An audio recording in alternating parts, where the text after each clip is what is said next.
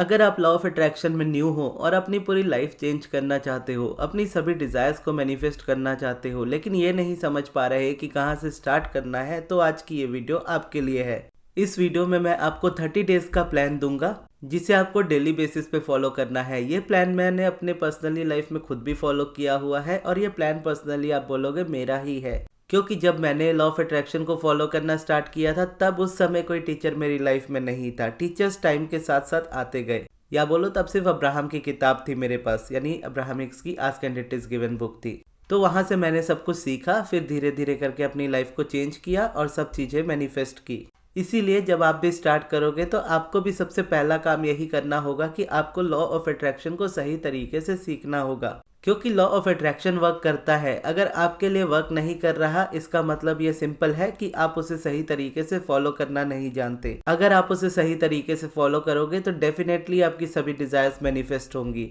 तो जो चीज़ें करने वाली है वो तो मैं आपको बताऊंगा ही, लेकिन सबसे पहले आपको ये जानना होगा कि आपका माइंडसेट किस तरीके का होना चाहिए। यहाँ पे माइंडसेट आपका वैसा ही होना चाहिए जैसे किसी नई चीज़ को सीखने के लिए होता है। आप इसको एक गाइडेंस के तौर पे ले सकते हो या आप इसको एक कोर्स के तौर पे ले सकते हो, जैसे भी मन है आप इसको वैसे देख सकते हो। लेकिन ये ध्यान में रखना है कि आप इस चीज़ को अब सीखने वाले हो। अब आप इसको सीखने में अपना टाइम दोगे, ना कि टेक्निक्स करने में, ना कि एक के बाद एक ऐसी वीडियोस देखने में कि ये चीज़ कैसे मैनिफेस्ट करे, वो चीज़ कैसे मैनिफेस्ट करे। क्योंकि मैनिफेस्टेशन का तरीका एक ही होता है। आप चाहे जो भी मैनिफेस्ट करो, आप चाहे गवर्नमेंट जॉब मैनिफेस्ट करो, स्पेसिफिक पर्सन मैनिफेस्ट करो, मनी मैनिफेस्ट करो, करियर मैनिफेस्ट करो, अच्छी हेल्थ मैनिफेस्ट करो, जो भी मैनिफेस्ट करो उससे फ़र्क नहीं पड़ता। मैनिफेस्टेशन कैसे करते हैं ये आपको आना चाहिए। अगर ये आपको पता होगा तो बाकी सभी जगहों पे मैनिफेस्टेशन का फॉर्मूला सेम है। और इस बीच में आपको पेशेंस की बहुत ज़्यादा ज़रूरत पड़ेगी। क्यों? क्योंकि एक तो मैनिफेस्टेशन में भी पेशेंस की ज़रूरत होती है, लेकिन यहाँ पर अब आप सीखने वाली बारी में आ रहे हो। अब आप लॉ ऑफ अट्रैक्शन को सीखना चाह रहे हो, तो ऐसे में क्या होगा, स्टार्टिंग में चीज़ें उतने अच्छे से हो सकता है आपको समझ में ना आए। आपको धीरे धीरे उसमें टाइम देना होगा, जैसे मैंने मेरी जर्नी में दिया था। मैं सोता था, उठता था, अब्राहम की बुक पढ़ता था, अब्राहम की वीडियोस देखता था, फिर सो जाता था। और उसके बाद जब मेडिटेशन वगैरह करने लगा तो ये रूटीन ऐसे ही रिपीट होती गई कि सोया, उठा, अब्राहम की बुक पढ़ी, अब्राहम की वीडियो देखी और उसके बाद मेडिटेट किया, फिर सो गया। तो इस तरीके से ही मेरा साइकिल स्टार्टिंग में चलता था। तो वो फेज़ एक ऐसा होता है कि जहाँ पर आप भाग के नहीं जा सकते, आप जंप करके कहीं भाग नहीं सकते। आप इसको एक सीढ़ी के तौर पे देखो, एक खड़ी सीढ़ी जिस पे हम चढ़ के जाते हैं, जो बांस या लोहे की हम सीढ़ी लगाते हैं और उसके ऊपर जो हम चढ़ करके जाते हैं, तो उसमें मान लीजिए 10 या 20 स्टेप है और आप ज़मीन पे हो, आप ज़मीन से छत पे जाने की कोशिश करो तो आप ज़मीन से जंप मार के सीधा छत पे नहीं पहुंचोगे। आप एक एक स्टेप उसको फॉलो करोगे, एक एक सीढ़ी के, यानी सीढ़ी के एक एक स्टेप को चढ़ते हुए आप ऊपर तक पहुंचोगे। तो वही चीज़ यहाँ पे भी होती है। आपको पेशेंस रखना पड़ेगा। क्यों? क्योंकि एक एक करके आप अपनी रेजिस्टेंस भी रिलीज करोगे, एक एक करके आप सारी चीज़ें भी सीखोगे। और सीखने के लिए आपको क्या करना चाहिए, अब्राहम की ही बुक से आपको स्टार्ट करना चाहिए। Ask and it is given book से आप स्टार्ट कर सकते हो। इवन दो अगर आपकी इंग्लिश अच्छी नहीं है, स्टिल मैं आपको रिकमेंड करूंगा कि आप इंग्लिश वाली ही बुक लो, क्योंकि अब्राहम की लैंग्वेज बहुत ज़्यादा डिफरेंट है। तो इस वजह से क्या होता है कि ट्रांसलेशन में जो हिंदी वर्ड्स आते हैं वो उतने परफेक्ट या उतने नेचुरली अलाइन नहीं करते अब्राहम की टीचिंग से। तो वो बुक को डेली बेसिस पे पढ़ना है। बाकी वो किताब आपके लिए आगे जितनी आने वाली नॉलेज है वो खुद ही आपको देती चली जाएगी। और उसके अलावा आपको प्रैक्टिस पे फोकस करना है। और प्रैक्टिस में अगर चाहो तो आप मेडिटेशन की स्टार्टिंग कर सकते हो, या फिर अगर आप नहीं भी स्टार्ट करो तो आप मान लीजिए सिर्फ किताब लेकर के बैठे हो और एक हफ्ते तक आप सिर्फ किताब पढ़ रहे हो। एक हफ्ते में किताब पढ़ते पढ़ते फिर आप मेडिटेशन को अपने साथ ऐड करो और फिर एक हफ्ते और आगे जाओ, यानी 2 हफ्ते जब हो जाएंगे तो किताब आपकी कंटिन्यू रहेगी और मेडिटेशन भी आपका कंटिन्यू रहेगा। और उसके बाद क्या होगा कि आपकी अगर किताब कंप्लीट हो जाती है तो उस किताब को वहाँ पर आपको छोड़ना नहीं है, आपको उस किताब को दोबारा रीड करना है। क्योंकि अब्राहम की टीचिंग्स ऐसी है कि एक खजाने के जैसी है। आप उसको जितनी बार ओपन करोगे, उस किताब को जितनी बार पढ़ोगे, उतनी बार आपको सेम वर्ड्स पढ़ते हुए ही कुछ नया सीखने को मिलेगा। क्यों? क्योंकि अब्राहम कोई फिजिकल बीइंग नहीं है, वो नॉन फिजिकल एंटिटी है। इसका मतलब है कि अब्राहम जो है वो मल्टी कॉन्शियसनेस है। वो जब बातें करते हैं तो हमारे मल्टीपल कॉन्शियसनेसेस को लेकर के एक साथ बातें करते हैं और हमारी समझ में उतनी ही बातें आती है जितनी वाइब्रेशनल फ्रिक्वेंसी में हम होते हैं उसको समझने के। तो वो बुक को जब आप फॉलो करते हो और साथ में जब आप अब्राहम को रीड करते करते मेडिटेट करते हो तो क्या होता है कि आप अलाइंड होने लगते हो वाइब्रेशनली। और जितना अलाइंड आप होते चले जाते हो उतना ही आपको अब्राहम की टीचिंग समझ में आने लगती है। जब वो समझ में आने लगती है तो फिर आप उसको एक्चुअल में फॉलो करने लगते हो। और अब्राहम की टीचिंग्स में डिटैचमेंट की बहुत ज़रूरत होती है। इसीलिए रिसेंटली मैंने जो सप्लीमिनल डाला था लेट गो और डिटैचमेंट का, वो उसी लिए डाला था कि इस जर्नी में अगर आप स्टार्ट कर रहे हो, यानी ये वीडियो देख करके अगर आप स्टार्ट कर रहे हो और आपको लेट गो और डिटैचमेंट में प्रॉब्लम हो, तो आप वो सप्लीमिनल सुन लीजिएगा या रेगुलरली बेसिस पे बेसिकली उसको सुनिएगा, तो आपको डिटैच होने में हेल्प मिलेगी। डिटैच होने का मतलब आप समझिए ये नहीं होता है कि आप अपनी डिज़ायर को छोड़ रहे हो। डिटैच होने का मतलब ये होता है कि उस डिज़ायर को लेकर के जब भी आप सोचते हो और सोचते ही आपको सिर्फ और सिर्फ नेगेटिव थॉट्स आते हैं और उन थॉट्स को आप रिमूव नहीं कर पाते, तो उन थॉट्स से आपको डिटैचमेंट मिलता है। वो थॉट्स आपके थ्रू रिलीज होने लगते हैं। फिर ऐसा टाइम भी आता है जब एक बार में आपको ऐसा भी लगने लगता है कि इवन दो कोई चीज़ आपकी लाइफ में ना भी हो, तो आपको उसके होने या ना होने से कोई फर्क नहीं पड़ता उतना। आप उस चीज़ के ना रहते हुए भी अपनी लाइफ में खुश रह पाते हो। और ऐसा जब होता है तो इस समय क्या होता है कि जो चीज़ आप डिज़ायर कर रहे होते हो, यानी जिससे आप डिटैच हो रहे होते हो, वो चीज़ खुद आपकी लाइफ में चल करके आती है। फिर वो कोई चीज़ हो, चाहे वो कोई इंसान हो।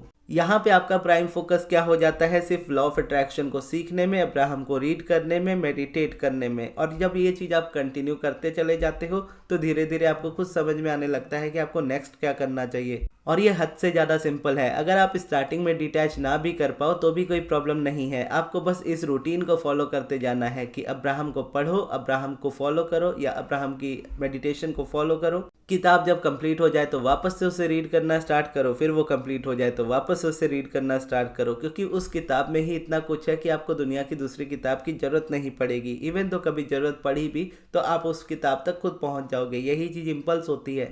आपको जब जब जहाँ जहाँ जिस भी चीज़ को मैनिफेस्ट करने के लिए होना होगा और जो चीज़ आपकी लाइफ में होनी होगी, जो आपकी मैनिफेस्टेशन के लिए ज़रूरी होगी, वो उस वक्त आपके पास होगी। अब्राहम के साथ चलने का मतलब एक ऐसा हो जाता है कि मान लीजिए आप भगवान के साथ चल रहे हो और अब क्या है, भगवान आपके साथी बन चुके हैं उस जगह पे। इस जगह पे आप अकेले नहीं हो, एक डिवाइन गाइडेंस आपको उस जगह पे मिल रही होती है। इवन तो आपको स्टार्टिंग में अकेलापन फील होता है, आप स्टार्टिंग में लोनली फील करते हो, आपको परेशानी भी बहुत होती है स्टार्टिंग में, लेकिन जो भी है फेस आपको ही करना है। आपकी रियलिटी है, आपको ही उस रियलिटी में से निकलना है, तो आपको ही एफर्ट थोड़े बहुत लेने होंगे। और एफर्ट का मतलब ये भी नहीं है कि आपको बहुत मेहनत करनी है। यहाँ पे किताब पढ़ना कोई बड़ी बात नहीं है। आप उसको एक दिन में कितनी भी बार पढ़ सकते हो, यानी उसका कोई टाइमिंग नहीं होता। और ऐसा भी नहीं है कि एक दिन में आपको 10-20 पेज पढ़ने हैं। जब अब्राहम को पढ़ने लगोगे ना आप, तो अब्राहम के एक एक पेज को पढ़ने में, यानी एक पेज में मान लीजिए बहुत कम ही सेंटेंस होते हैं उनके मोस्टली, या समझ लो आप एक पैराग्राफ पढ़ने में भी आपको 1-1 घंटा या आधा आधा घंटा स्टार्टिंग में लग सकता है उसको समझने में। और ask and it is given book ज़्यादा लंबी भी नहीं है। पहले यानी वो 300-350 पेजेस की किताब है, लेकिन जो उसका कंटेंट है वो 150 पेजेस के ही है स्टार्टिंग के। उसके सेकंड वाले सेक्शन के जो 150 पेजेस है उसमें सब आप समझ लो प्रोसेसेस हैं, जैसे मेडिटेशन है, पॉजिटिव एस्पेक्ट्स है, पिवटिंग है, एप्रिसिएशन है, स्क्रिप्टिंग है। तो इस तरह के बहुत सारे प्रोसेसेस हैं जो आप करोगे तो आपको उसको पढ़ना होगा। तो बस वही चीज़ है कि उसमें लिखा हुआ है कि वो करते कैसे हैं। बाकी अगर आप मेडिटेशन ऑलरेडी कर रहे होंगे तो हो सकता है आपको उसकी भी ज़रूरत ना पड़े, लेकिन स्टिल आप जिस तरीके से बुक रीड करोगे सिस्टमेटिक वे में, तो आप पहुँचोगे ही उस चीज़ पे। तो इसीलिए ये चीज़ कोई मेहनत वाली चीज़ नहीं है, बहुत एफर्ट वाली चीज़ नहीं है। आप इजीली इसको कर सकते हो। और इस टाइम पे आपको सोना बहुत ज़रूरी होता है, क्योंकि जब आप सो रहे हो तब आप कुछ सोच नहीं रहे, और कुछ सोच नहीं रहे तो रेजिस्टेंस क्रिएट नहीं कर रहे, मतलब नेचुरली अलाइनमेंट। इसका मतलब ये है कि जब आप ओवर थिंकिंग में होते हो, जब आप नेगेटिविटी में होते हो, तो ऐसा होने लगता है कि आपका स्लीप साइकिल बहुत बिगड़ता है, आपको नींद भी नहीं आती है। जब आप डिप्रेस्ड होने लगते हो तो नींद बहुत ज़्यादा उड़ती है, अगर यानी नींद आती ही नहीं है। तो ऐसे टाइम पे अगर आपको नींद नहीं आती या बहुत कम नींद आती है तो आपको अपने स्लीप साइकिल को फिक्स करने की ज़रूरत है। अगर आप 2-4 घंटे सोते हो या बिल्कुल नहीं सोते, तो इस हिसाब से आप समझ लो कि आप 20 से 24 घंटे सिर्फ नेगेटिव सोचोगे। लेकिन किसी तरीके से आप 7-8 घंटे की नींद लेने लगो, और डिप्रेशन में हो तो 12, 14, 16 घंटे भी आप नींद लेने लगो, तो मोस्टली क्या है कि ये जो टाइम होता है, यानी 24 घंटे में से 8 घंटे जितने टाइम आप सोए हो उतने टाइम आप कुछ नेगेटिव नहीं सोच रहे। डिप्रेशन जैसे टाइम पे अगर आप हो तो उस समय अगर आप 12, 14, 16 घंटे तक सो रहे हो तो उस समय इतने घंटे आप नेगेटिव नहीं सोच रहे। और उसके बीच वाले फेज में जब आप उठोगे, फिर वो चाहे 8 घंटे हो, 10 घंटे हो, उन घंटों के बीच में आप क्या कर रहे हो, अब्राहम को पढ़ रहे हो, अब्राहम को सुन रहे हो, मेडिटेट कर रहे हो।